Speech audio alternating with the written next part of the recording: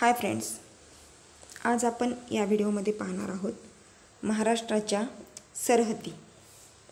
मागील व्हिडिओमध्ये आपण महाराष्ट्राच्या नैसर्गिक सीमारेषा कोणकोणत्या आहेत आणि कोणकोणत्या दिशेला आहेत वगैरे हे सर्व पाहिलेलं आहे।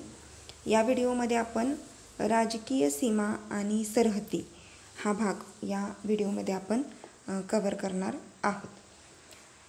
तर महाराष्ट्राच्या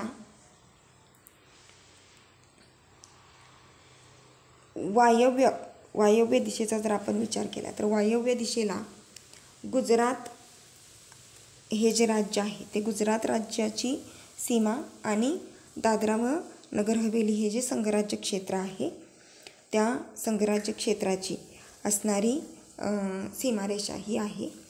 उत्तरेला मध्य प्रदेश, पूर्वेला छत्तीसगड, आग्नेयेला तेलंगणा या राज्यांच्या सीमारेषा आहेत। याशिवाय जर आपण बघितलं की दक्षिणाग्नेय दिशा जी आहे तिथं कर्नाटक आणि गोवा ही जी राज्य आहेत ती सुद्धा आपल्याला राजकीय सीमारेषेनुसार दिसतात। तर हे जे आहेत राज्य महाराष्ट्राच्या बाजूला असणारी दुसरी जी राज्य आहेत त्यांच्या ज्या सीमारेषा आहेत त्या कोणत्या आपले जे काही महाराष्ट्रातील कोणकोणते जिल्हे त्या राज्याच्या सीमारेषेला लागून आहेत हे आपण या व्हिडिओमध्ये आज पाहणार आहोत। तर बघा, वायव्येला महाराष्ट्राच्या वायव्येला गुजरात हे राज्य आहे, बरोबर। तर वायव्येला गुजरात राज्याला लागून पालघर, नाशिक, धुळे, नंदुरबार या 4 जिल्ह्यांच्या सरहद्दी आहेत। आणि त्यानंतर दादरा आणि नगर हवेली हा जो संघराज्य क्षेत्राचा भाग आहे वायव्येला त्याला पालघर जिल्ह्याची सरहद्द ही लागलेली असलेली आपल्याला दिसून येते। पुढं आपण बघूयात, बघा, केंद्रशासित प्रदेशाचा भाग जो आहे दादरा नगर हवेली त्याच्याशी लागून पालघर जिल्हा आहे। पुढं बघा, त्यानंतर उत्तरेचा जर आपण भाग बघितला तर उत्तरेला मध्य प्रदेश हे जे राज्य आहे ते महाराष्ट्राच्या उत्तरेला मध्य प्रदेश हे राज्य आहे। तर त्या राज्याला लागून नंदुरबार, धुळे, जळगाव, बुलढाणा, अमरावती, नागपूर, भंडारा आणि गोंदिया या 8 जिल्ह्यांच्या सरहद्दी ह्या उत्तरेकडे आहेत। बघा, उत्तरेला मध्य प्रदेश आहे आणि त्या ठिकाणी 8 जिल्ह्यांच्या सरहद्दी ह्या मध्य प्रदेशला लागून असलेल्या आपल्याला दिसतात। त्यानंतर पुढे बघा, पूर्वेला छत्तीसगड हा जो हे जे राज्य आहे ते महाराष्ट्राच्या पूर्वेला आहे। या छत्तीसगड या राज्याला लागून गोंदिया आणि गडचिरोली या 2 जिल्ह्यांच्या सरहद्दी असलेल्या आपल्याला दिसतात। त्यानंतर पुढे बघा, आग्नेय दिशेला आपण म्हटलं की मगाशी मी म्हटलं की तेलंगणा या राज्याची सीमारेषा ही आग्नेय दिशेला आहे। तर आग्नेय दिशेला तेलंगणा राज्याला लागून गडचिरोली, चंद्रपूर, यवतमाळ आणि नांदेड या 4 जिल्ह्यांच्या सरहद्दी ह्या आहेत आणि त्या सरहद्दी आपल्याला नकाशामध्ये व्यवस्थितरित्या दिसतात।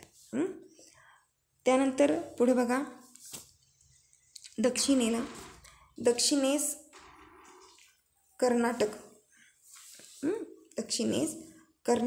हे जे राज्य आहे या राज्याला लागून सिंधुदुर्ग, कोल्हापूर, सांगली, सोलापूर, उस्मानाबाद, लातूर आणि नांदेड या 7 जिल्ह्यांच्या सरहद्दी या कर्नाटक राज्याला लागून असलेल्या आपल्याला दिसून येतात।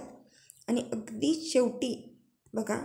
शेवटी दक्षिणेला छोटासा जो राज्याचा भूभाग आहे गोवा, हा जो भाग आहे या गोवा या राज्याला लागून सिंधुदुर्ग जिल्ह्याची सरहद्द असलेली आपल्याला दिसून येते। म्हणजे आपण जर पाहिलं तर वायव्येला गुजरात आणि दादरा नगर हवेली, उत्तरेला मध्य प्रदेश, पूर्वेला छत्तीसगड, आग्नेयेला तेलंगणा, दक्षिणेला कर्नाटक आणि गोवा ही राज्य आहे आणि त्या राज्याला लागून असणाऱ्या सीमारेषा आहेत. तर या सीमारेषांमध्ये वायव्येला 4 जिल्हे आहेत. त्यानंतर